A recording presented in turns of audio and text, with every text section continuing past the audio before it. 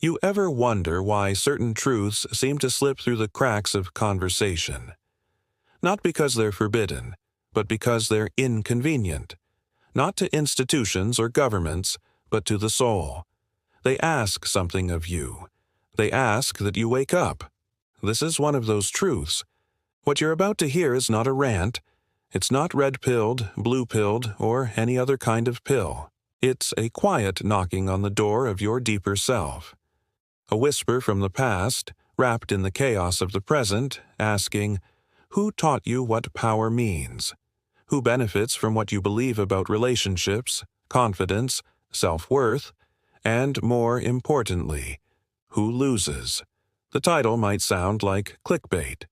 Maybe it is, but under the surface there's something ancient here. Something that traces back not just to one gender or another, but to the structure of how human beings have been taught to perceive value, status, strength, desire. We're told these things are simple, that men want one thing, women another, that love is a market and you're either winning or losing. But Socrates would have laughed at that.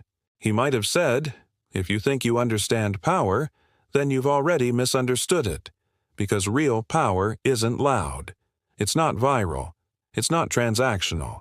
Real power is self-knowledge, and self-knowledge in every generation is both dangerous and liberating.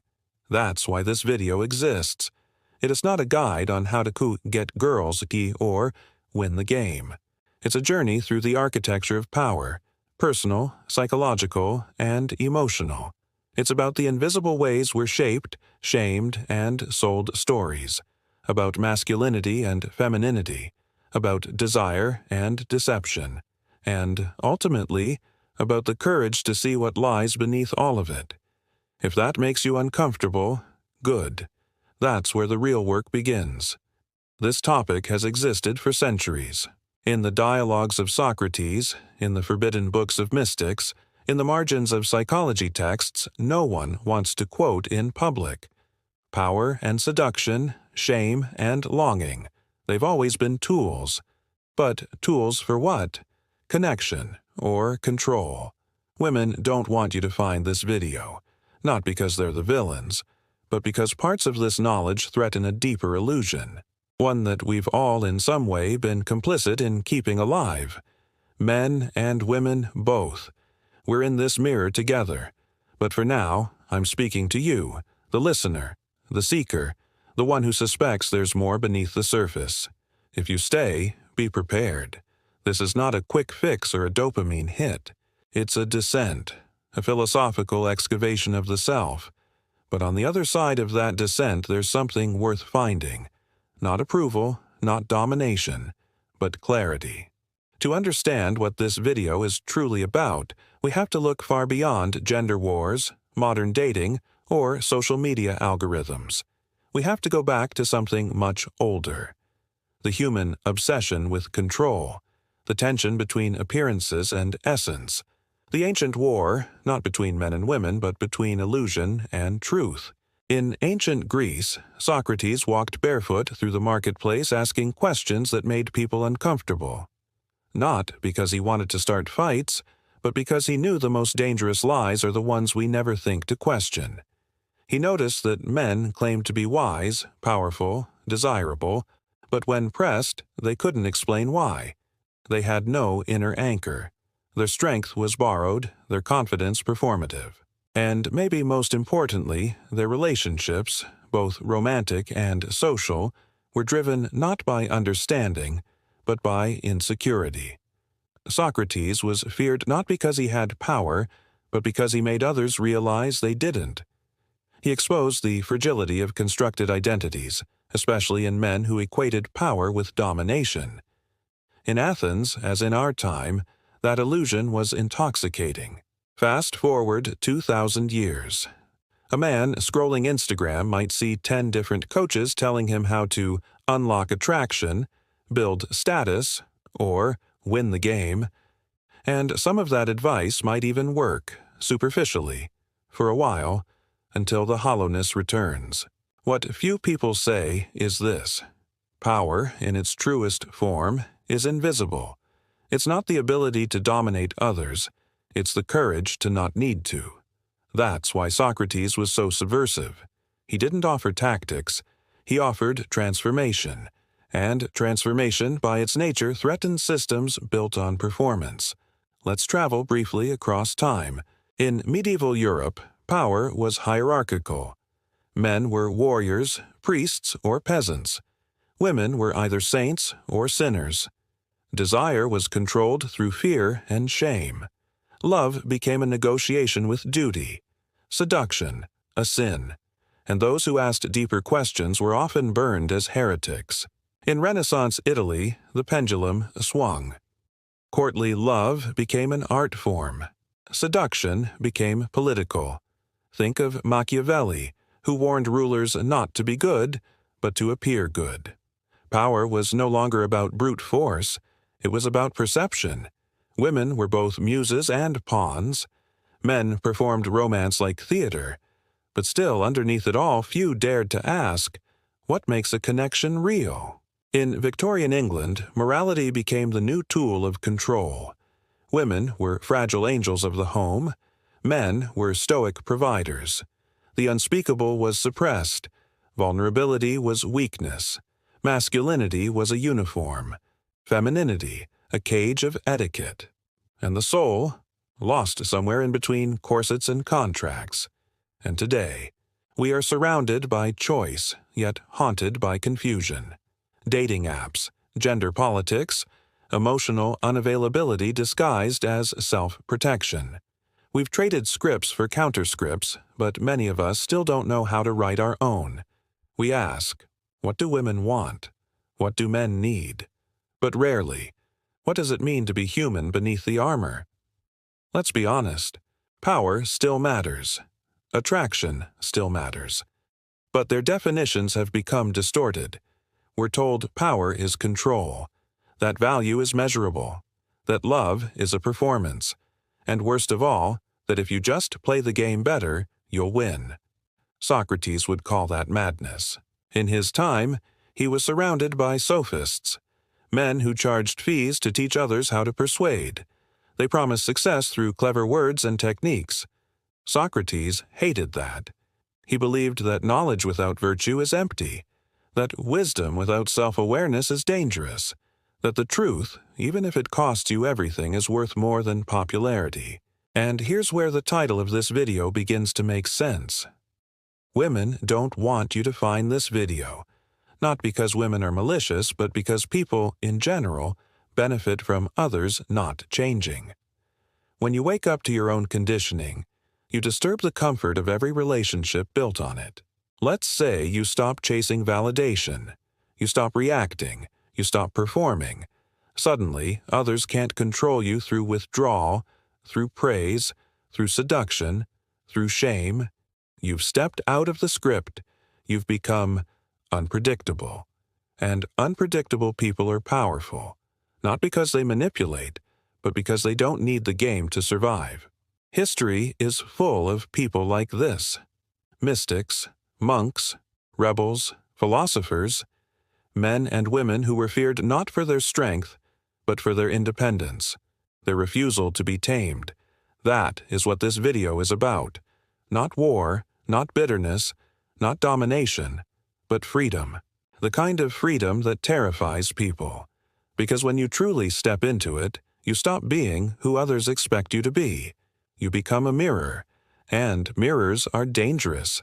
They show people who they really are. So, if you've ever felt like you were acting in your own life, if you've played the part of the charming one, the stoic one, the successful one, but deep down felt like something was off, you're not alone. You're standing at the edge of something ancient, a crossroads. One path leads deeper into the performance. More tactics, more masks, more chasing. The other, it leads inward, to a kind of self-understanding that doesn't guarantee outcomes, but does promise peace. That path is not popular. It won't get you a million likes, but it might just make you powerful in the way Socrates meant it. Not louder, but wiser. Now that we have walked through the history of power and relationships, It's time to look beneath the surface of human behavior. What psychological forces shape the way we interact with others, and especially how we relate to attraction, desire, and self-worth? At the heart of this is a paradox. The more we try to control how others see us, the less we know ourselves. And the less we know ourselves, the more vulnerable we become to manipulation, not only by others but by our own fears. Modern psychology helps us untangle this paradox. Take, for example, the idea of attachment styles, a concept developed by psychologists Mary Ainsworth and John Bowlby in the mid-20th century. Attachment theory explains how early experiences with caregivers form unconscious blueprints for how we relate to others in adulthood. There are basically 4 main attachment styles: secure, comfortable with intimacy; trusting, able to communicate needs openly; anxious, craving connection but worried about rejection, often clingy or overthinking signals; avoidant, uncomfortable with closeness, prefers independence, may suppress emotions or distance themselves; disorganized, a mix of anxiety and avoidance, often caused by trauma or inconsistent caregiving. When you understand these patterns, suddenly the confusing dance of attraction and rejection makes more sense. The pull and push, the hot and cold, the I want you but I am scared. These are random or purely gendered behaviors. They are echoes of early emotional wiring. What does this have to do with Socrates? His philosophy was all about questioning assumptions. He knew people were prisoners of their own beliefs, often unaware of the deep fears beneath their actions. Another key concept is emotional regulation, or the ability to manage and respond to emotional experiences in a healthy way. Neuroscience now shows us that emotional regulation is foundational to resilience and healthy relationships.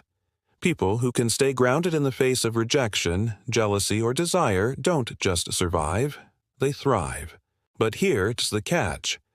Emotional regulation is not about suppressing feelings or acting strong. It's about presence, about witnessing your own internal storm without losing yourself. In many ways, this echoes the ancient practice of Stoicism. The Stoics taught that external events aren't within our control, but our reactions are. This aligns with modern psychology's emphasis on mindfulness and cognitive behavioral therapy, CBT.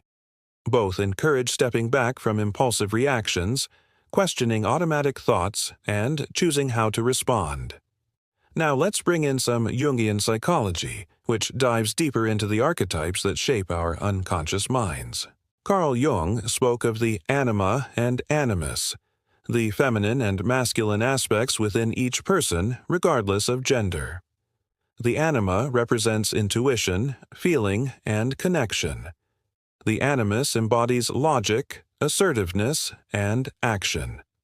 When these energies are balanced, a person experiences wholeness. When out of balance, we project our inner parts onto others, often creating misunderstanding and conflict. Think about it. How often do men project their fear of vulnerability onto women, seeing them as dangerous or unreachable? And how often do women project their fears of abandonment onto men, labeling them as detached or unavailable? These projections are unconscious. They create a cycle of mistrust and confusion that feeds into the cultural stories we inherit. One of those stories is the myth of power as domination. The world often equates power with control over others, the ability to bend wills, to influence outcomes, to win. But true power, as Socrates and many spiritual traditions suggest, is found in self-mastery, in the courage to face your own shadow, the parts of yourself you hide from others and even from yourself. This shadow includes insecurity, fear, shame, and the desire for approval. We all carry it, and until we confront it, it controls us more than we control it.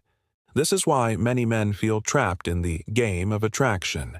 They chase validation, status, approval, never realizing they are running from their own inner emptiness. Meanwhile, some women, conditioned by cultural expectations, may use subtle forms of influence or emotional withholding, not as manipulation for its own sake, but as survival tactics learned from generations of imbalance. These dynamics are complex, often painful, and rarely discussed openly. But psychology gives us a map. It shows us that beneath every power play is a human being seeking safety, connection, and meaning, and that when those needs are met inside, the external games lose their grip. Pause for a moment and reflect. How much of your confidence depends on others' approval?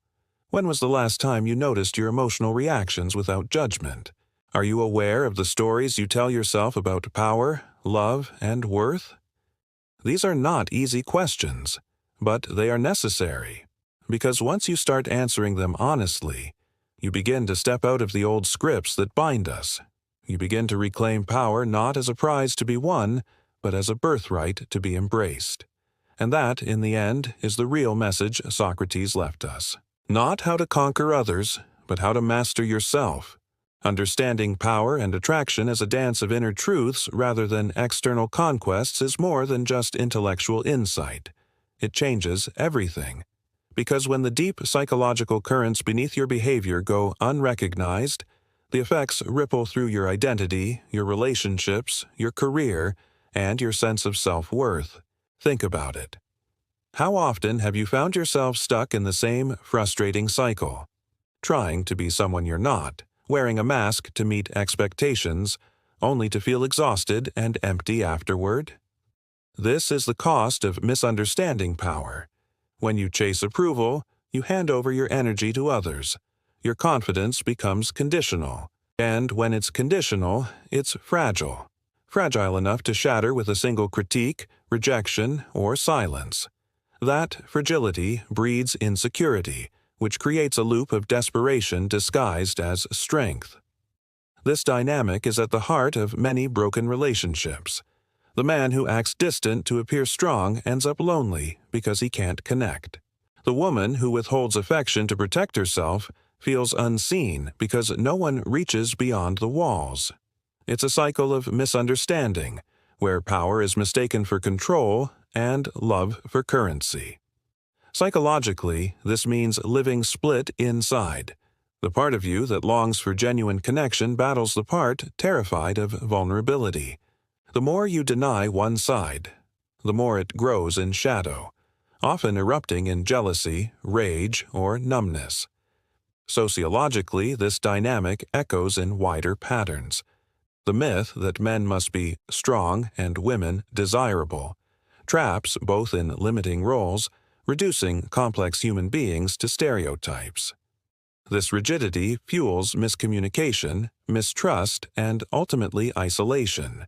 Historically, this pattern has repeated itself with tragic consistency. Consider the tragic story of Orpheus and Eurydice, a myth from ancient Greece that captures the pain of longing and loss born from misunderstanding. Orpheus tries to retrieve his lost love from the underworld, but his inability to trust the process costs him everything. His story is a metaphor for the human struggle to bridge the gap between desire and reality, between the seen and unseen parts of the self.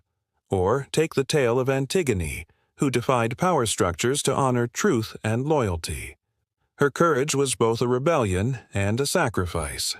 Like many who step outside the script, she paid a high price, but left behind a legacy of resistance to oppression. In modern terms, these stories mirror how emotional repression and false identities undermine mental health. Anxiety, depression, addiction, and relationship breakdowns often trace back to the same root: a failure to integrate the whole self. It is no accident that suicide rates and loneliness have soared even as digital connection explodes. We are more connected on screens but more disconnected within. On a personal level, the consequences can manifest as chronic self-doubt that sabotages ambition, difficulty trusting partners or fearing intimacy, feeling stuck in roles that don't fit who you truly are, over-identification with external achievements or approval. All of these create a barrier between you and the authentic life you desire. Yet, the price is not only individual. When entire societies perpetuate these illusions, we lose collective potential for empathy, creativity, and healing. We breed division where unity is possible. This is why the stakes of this video are high, not because you need a hack to attract someone, but because reclaiming your power reshapes your entire experience of life. It allows you to stop reacting from fear and start responding from presence. To build relationships not on manipulation, but on mutual respect. To pursue success not as a mask, but as an expression of your unique gifts. Remember, Socrates did not live in a world of easy answers. His philosophy challenged the very foundations of Athenian life and cost him dearly. He was sentenced to death for asking the uncomfortable questions we often avoid today. Why? Because truth is disruptive. It unsettles systems built on illusion, whether those systems are personal, social, or cultural. And when truth disrupts, the cost can be loneliness, alienation, or even hostility, but also liberation. Because on the other side of that disruption lies possibility, the possibility of becoming whole, the possibility of relationships that are not battles but dances, the possibility of power that frees instead of confines. So, if you recognize this cycle in your life, the push and pull of wanting connection but fearing exposure, you are not broken. You are human. And the first step toward change is compassion. Compassion for yourself and compassion for others caught in the same dance. Take a moment here. Think of a relationship or situation where you felt trapped in a role or a game. How did that affect your sense of who you are? How did it shape your feelings about love or power? These reflections are not about blame. They are about awareness, because awareness opens the door to choice, and choice is the birthplace of freedom. In the next section, we will explore how to begin stepping out of the performance and into presence, how to practice self-mastery with kindness, not harshness, how to build power that does not demand submission, but invites authenticity. This is the real work, the work that Socrates began, and that many have continued quietly through the ages. Now that we have uncovered the historical weight and psychological complexity of power and attraction, the question naturally arises: what can you do about it? How do you move beyond the exhausting performance of chasing approval, control, or illusion? How do you reclaim power that is rooted in truth and presence rather than fear and manipulation? The good news is that this path is available to everyone. It is neither quick nor easy, but it is deeply rewarding, and it does not require becoming someone else. It requires becoming more fully yourself. Let's begin with the first and perhaps most essential practice: self-awareness. Self-awareness is not about judging yourself or dissecting every flaw. It is about observing your inner world with kindness and curiosity. Imagine yourself as a wise witness, watching the currents of your thoughts, feelings, and impulses without needing to change them right away. This simple act of observation begins to dissolve the power of automatic reactions. A practical way to cultivate this is through journaling. Spend just 5 minutes each day writing about your experiences, emotions, and thoughts, especially around moments when you felt triggered, insecure, or reactive. What patterns emerge?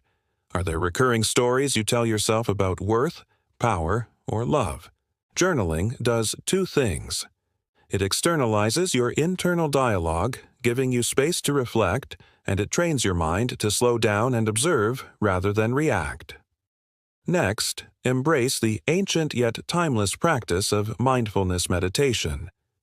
Mindfulness invites you to anchor yourself in the present moment, to feel your body and breath, and to notice when your mind drifts into anxiety about the future or regrets about the past. This practice strengthens emotional regulation, which we discussed earlier.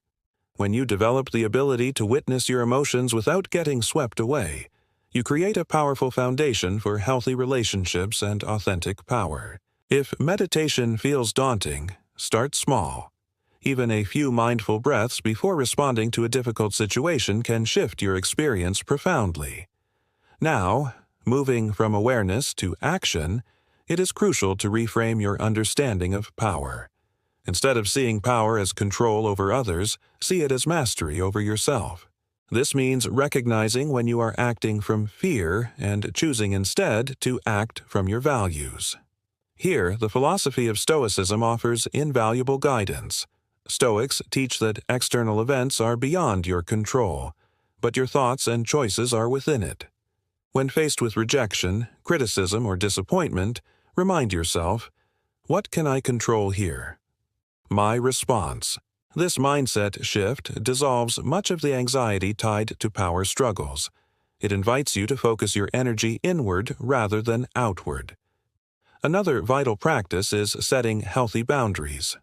Many people confuse boundaries with walls, but boundaries are not about shutting others out. They are about defining what you will accept and what you will not. Boundaries create safety for vulnerability. This might mean saying no to certain behaviors, expressing your needs clearly, or walking away from relationships that drain your energy. Healthy boundaries allow genuine connection to flourish without fear or manipulation. Reflect on your current relationships.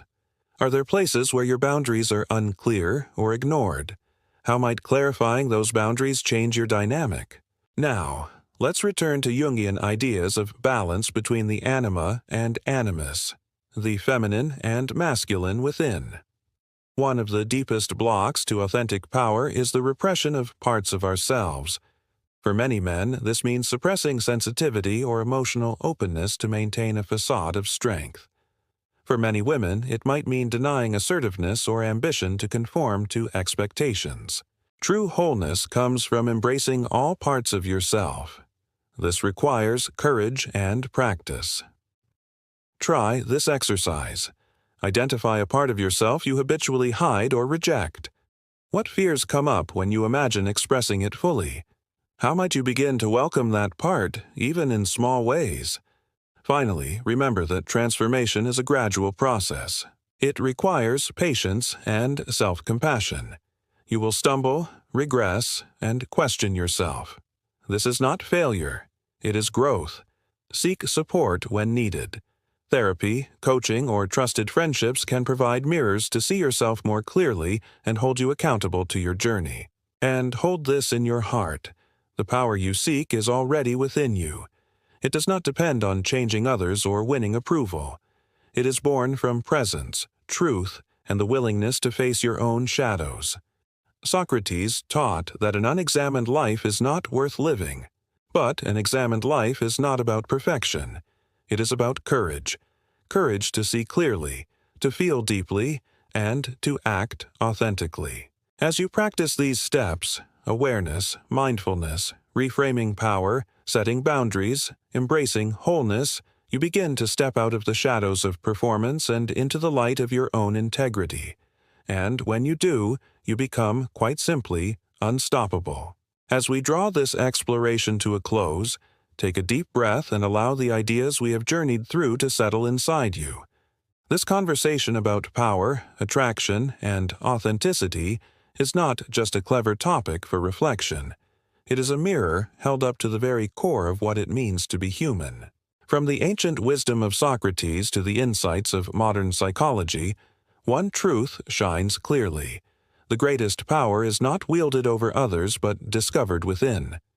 For centuries, societies have told stories about how power should be sought, how attraction should be won, how relationships should be played. These stories are often riddled with fear, misunderstanding, and control disguised as strength. But the real story, the one often hidden beneath layers of cultural expectation, is a story of presence, self-awareness, and courage.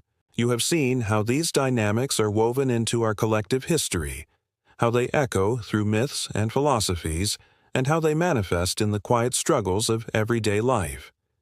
You have also glimpsed a path forward, a path of self-mastery grounded in kindness, patience, and honesty.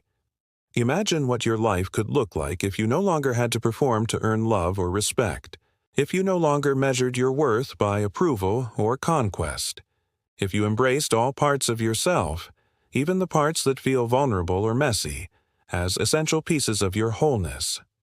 This is the power Socrates invites us to reclaim, not by forcing others to see us in a certain way, but by learning to see ourselves clearly, by questioning the assumptions we have lived by stepping courageously into the unknown territory of authentic connection.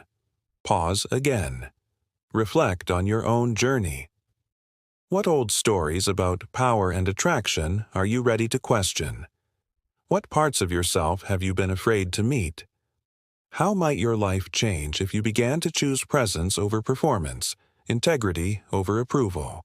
These questions are not puzzles to be solved overnight. They are invitations to live more deeply. And in this process, you are not alone. We stand on the shoulders of countless seekers, philosophers, poets, mystics, who dared to ask difficult questions and walk uncharted paths.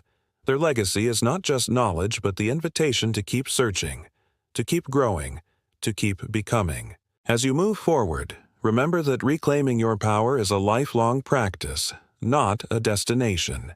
It requires gentle courage, resilience, and an open heart. But the reward is profound.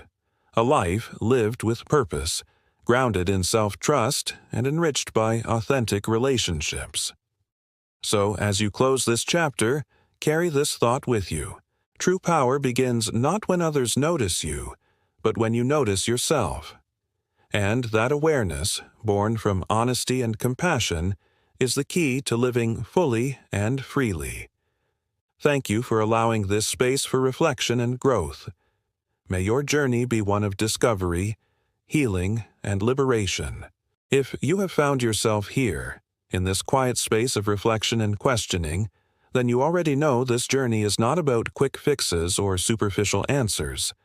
It is about something deeper, something real. You and I, we are explorers of the self, navigating the tangled web of power, love, and authenticity that has challenged humanity for millennia. This channel is a place where we lean into that complexity together, where we uncover ancient wisdom and modern science side by side, and where personal growth is honored as a lifelong journey, not a destination.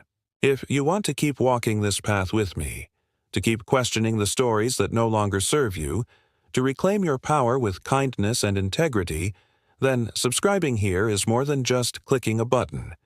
It is a commitment to yourself, a commitment to seeing who you truly are, beyond the masks and performances.